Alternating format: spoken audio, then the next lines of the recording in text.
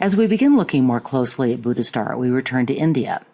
In an earlier lecture, I talked about the axial age. A number of religions were born in the centuries just before and after the term of millennium, at a time when traditional society was in some ways being transformed or even breaking down. In northwest India, at the time of the Buddha's birth in the 6th century BCE, increasingly powerful kingdoms were accumulating wealth and society was increasingly stratified along economic and caste lines. So the lives of ordinary people came under more and more strain, and the traditional religion was not meeting their needs. One response among the traditional Hindu Brahmins was solitary asceticism. Men seeking spiritual enlightenment and escape from samsara took up a life living alone as hermit in the woods. Another response was adopted by Shramanas, or wandering beggars. They too sought liberation by leaving society, but rather than choosing a solitary path, they lived together in the forest with no caste differences as a spiritual community.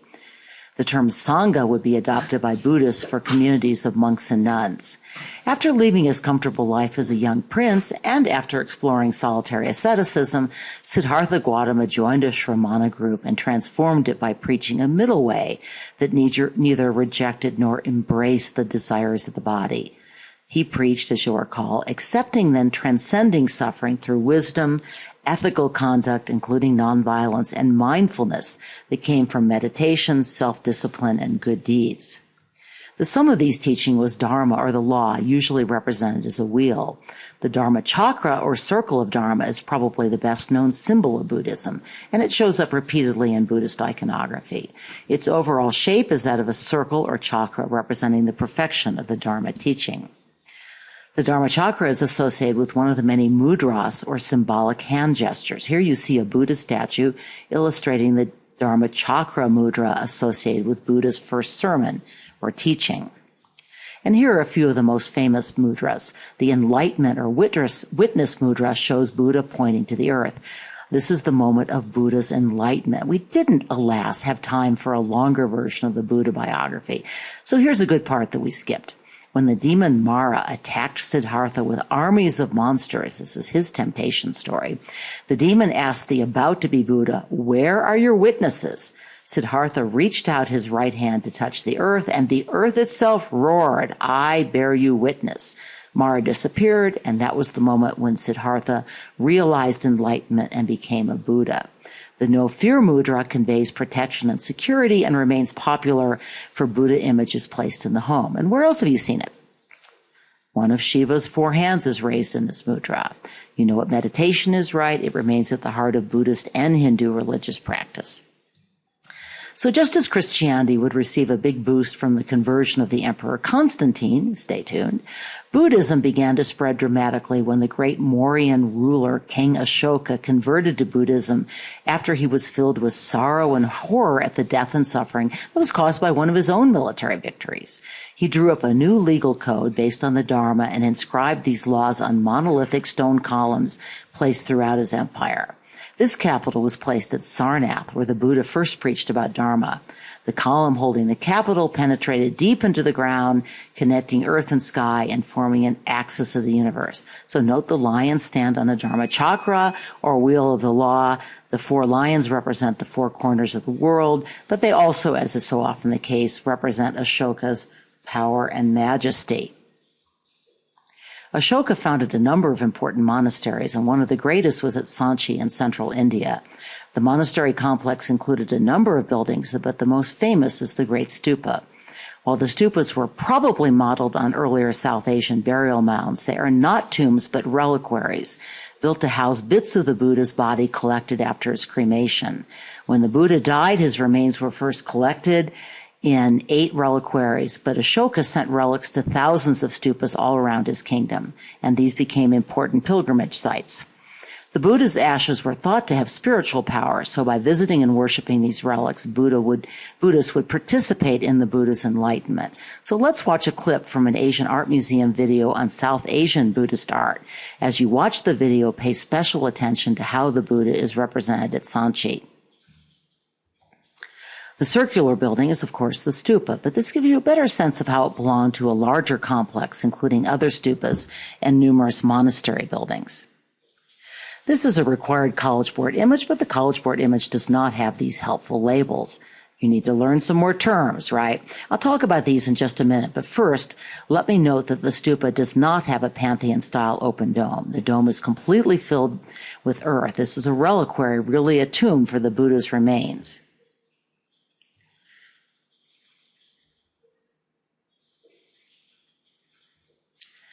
The main body of the stupa, the dome or anda, represents the world mountain, which rises through the center of the Buddhist universe.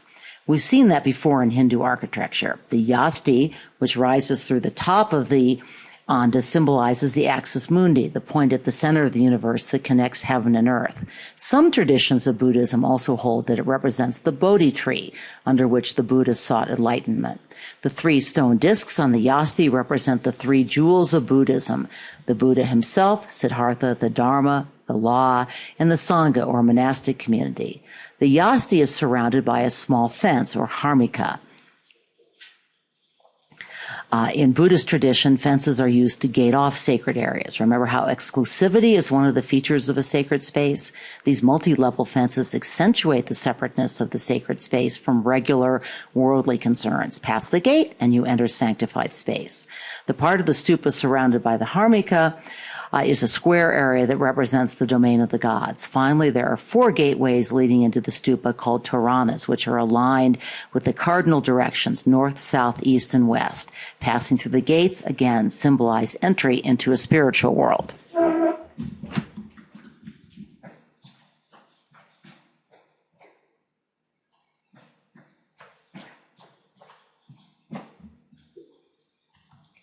There we see that slide build, and sorry about the pause there. The stupa was likewise a site of ritual. Buddhists venerate the Buddha's remains through the ceremony of circumnavigation, walking around the stupa in a clockwise direction, following the path of the sun and creating harmony with the cosmos. The procession is also a communal act. Think of the procession depicted in the Parthenon. It's interesting to compare this with the spiritual journey of the early Christian pilgrim. The movement was linear, from narthex to apse, terms you'll encounter later, marking the movement from sin to salvation. By contrast, the Buddhist journey was circular, symbolizing the cycle of regeneration and the quest for nirvana, as well as the Buddhist belief that a circle represents perfection. But Christian pilgrimage churches also contained relics and built ambulatories so the pilgrims could more easily gain access to these relics. Stay tuned. The gateways open to the 4 cardinal directions from which the spiritual energy flows throughout the world. The gateway to the stupa is covered with friezes that depict stories from the Buddha's life and also from his past lives. The Buddha is represented by symbols: the lotus, the wheel, a riderless horse, an umbrella held above a throne, footprints, and the 3 jewels which were symbolic of Buddha, Dharma, and Sangha. As you saw in the video, one of the carved figures on the Torana is a Yakshi, an Indian goddess who represented fertility. Buddhists reinvented her to represent the Buddha's mother, Mara. Again, we see Hinduism reinterpreted, but also the way in which Hinduism and Buddhism coexisted in India. The woman and tree motif carried an added dimension of meaning due to a widely prevalent ancient belief that by her very touch, a woman could cause a tree to blossom or bear fruit. Again, note how deeply both Hinduism and Buddhism revere the creative power of women. We're going to see similar themes arise powerfully in Christianity with the veneration of Mary. Also, again, note the comfort with sensuality in Indian religious art, both Buddhist and Hindu. Buddhism, like Hinduism, regarded sexuality and spirituality as variant forms of a single fundamental cosmic force. This contrasts with Christianity, which, especially in the Middle Ages, was associated with a distrust of sensuality and a preference for monastic celibacy. Of course, Buddhism and Hinduism also have strong traditions of celibacy. And now we will finally move on to images of the Buddha, which is probably what most of you think of when you think of Buddhist art. First, let's watch this introduction to Indian images of the Buddha. Images of the Buddha did not appear for at least 400 years after his death, but as the video indicated, the demand for devotional objects eventually overwhelmed the aniconic impulse. This is the meditating Buddha. It is not a required work, but I want to talk about it a little bit anyway in order to introduce some of the iconography of the Buddhist representation and to introduce the culture that produced our next required image, the Buddhas of Bamiyan. Gandhara was part of the Kushan Empire. It was located near overland trade routes and links to the ports on the Arabian Sea, and consequently its art incorporated Indian, Persian, and Greco-Roman styles brought to Central Asia by Alexander the Great. You can see the Greek stylistic influence in the facial features, in the curly hair, and the classical style of the costumes. Images of the Buddha and Bodhisattvas from Gandhara somewhat resemble sculptures of Apollo, Athena, and other Greco-Roman gods. However, Buddhist sculptural drapery tends to be more symmetrical and regular, in keeping with the Buddha's serenity. The slide also shows some of the Buddha's characteristic iconography. The halo is common in depictions of the Buddha. Sometimes it's shown as a circle of light and sometimes as a flame. The Ushnisha, or top knot, symbolizes his role as a spiritual guide for his followers. The Orna is a third eye, symbolizing the Buddha's ability to see into the divine world. The mudra, or hand gesture, of this Buddha is the meditation gesture. And now you see why I showed you another Gandharan image of the Buddha before we arrived at our required work, because our required work is gone. So let's watch a very short excerpt from a National Geographic video on the lost treasures of Afghanistan. It includes some footage of these Buddhas before they were destroyed. And here's a closer look at the colossal Buddha before its destruction. The smaller of the two destroyed Buddhas on the left is the Sakyamuni Buddha, or the historical Buddha, Siddhartha. By this point in Buddhist history, however, Buddhists were worshiping a wide range of manifestations of the Buddha, including the Buddha from his earlier lives and the Vairocana, or cosmic Buddha, the universal Buddha from whom all other Buddhas are seen as emanating. We're going to see another image, the Vairocana Buddha, when we move east to China in our next class. The Vairocana Buddha is your required work, by the way. The main bodies were hewn directly from the sandstone cliffs, but details were modeled in mud mixed with straw, coated with stucco. This coating, almost all of which wore away long ago, was then painted to enhance the expressions of the faces, hands, and folds of the robes. The larger one was painted a carmine red, and the smaller one was painted multiple colors. The statues had a troubled history even before the Taliban came along. Genghis Khan largely destroyed Bamiyan in 1221. He did spare the statues. A Persian emperor tried to blast them with cannon in the 1800s, and the face was taken off by an Afghan king during a rebellion. As this history suggests, motives for the attack have been twofold. On the one hand, Islam rejects images, and this is now an entirely Muslim region. But the Buddhas also came to represent the beauty, wealth, and political power of the Bamiyan Valley, and rulers attacking the valley attacked its most iconic images as well. You've seen this map before in my first lecture, and in my last lecture you learned that Buddhism spread as far east and west as the Khmer Empire. As far east and south. In my third and final lecture on Buddhism, I will talk about its spread east into China, Tibet, and Japan. To finish up today, however, let's head even further south and east to Indonesia and the spectacular temple of Borobodur.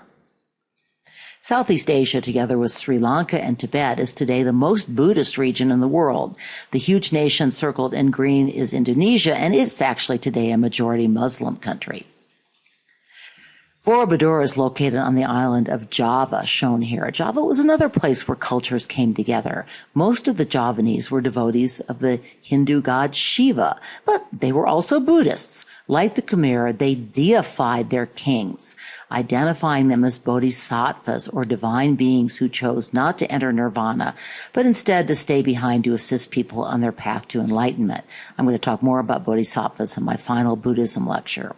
One opportunity for spiritual growth was to support the king in constructing temples.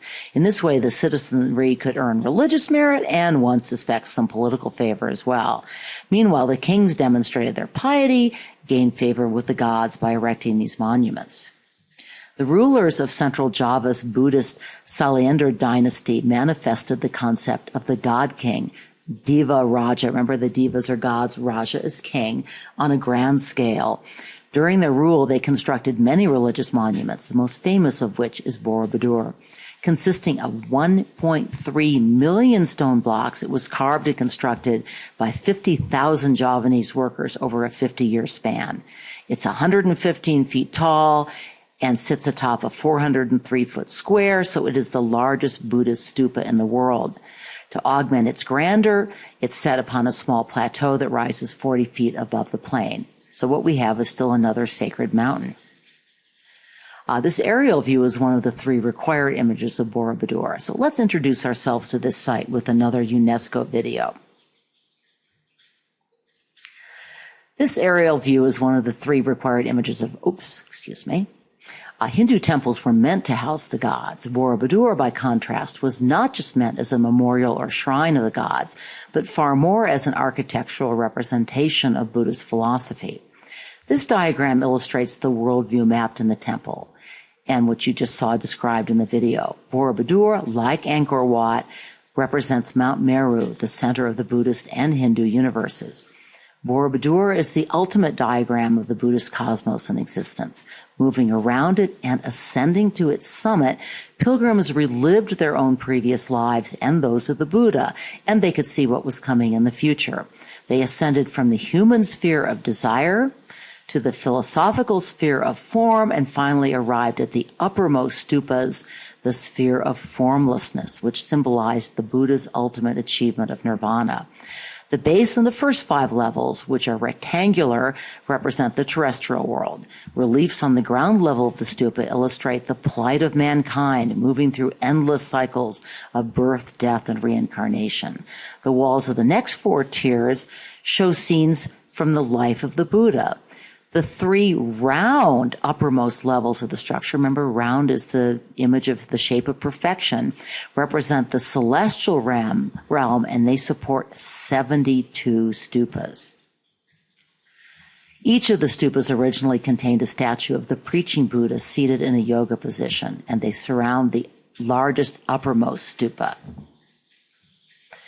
In the physical act of following the galleries clockwise around the monument, ascending upward, again from those reliefs representing the world of desire, past the stories of the Buddha who escaped from karma, to images such as Maitreya, the Buddha of the future, the devotees are following in the Buddha's footsteps. They also emerge from darkness into light, which makes this a contrast to some temples where worshippers delve even deeper into cave-like structures toward a dark inner sanctuary. The Buddha in the niches of the 5th balustrade level, 64 in all represent the Vairocana or cosmic Buddha, and they all form the same teaching Dharmachakra mudra. Here's just one of the carved narrative friezes that an ascending pilgrim would see, but it's one that the College Board picked out. It's from the stories of Buddha's life, so it's from the middle level, and it recounts the circumstances of the historical Buddha's birth. Queen Mara had a dream that an elephant had entered her womb. Actually, it was the Buddha in the shape of an elephant. During her pregnancy, the queen acquired certain powers, such as the power to heal diseases. Queen Mara asked the king to be allowed to give birth in the Lumbini pleasure garden. The queen set out for the garden in a carriage. That's the scene we see here. When she arrived, she walked until she came to an Ashoka tree, which magically bent down for her. She grasped the limb, and the Buddha emerged from her right side. Note the parasols, again, symbols of royalty. And by the way, this story will go all the way up to the Buddha receiving enlightenment in a continuous narrative frieze. Borobudur lay hidden for centuries under layers of volcanic ash and jungle growth. When and why it was abandoned remains a mystery.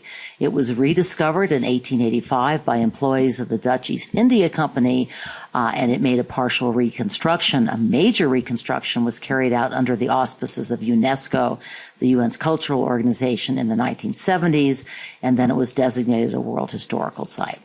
Buddhist worship has returned to the temple. Once a year during the full moon in May or June, Buddhists in Indonesia observe Vesak, which commemorates the birth, death, and the time when Siddhartha Gautama achieved the highest wisdom to become the Buddhist Shakyamuni. Although about 90% of Indonesians are now Muslim, Vesak is a national holiday in Indonesia. And now we will finish up our all-too-quick survey of Buddhist art with a trip to China, Tibet, and Japan.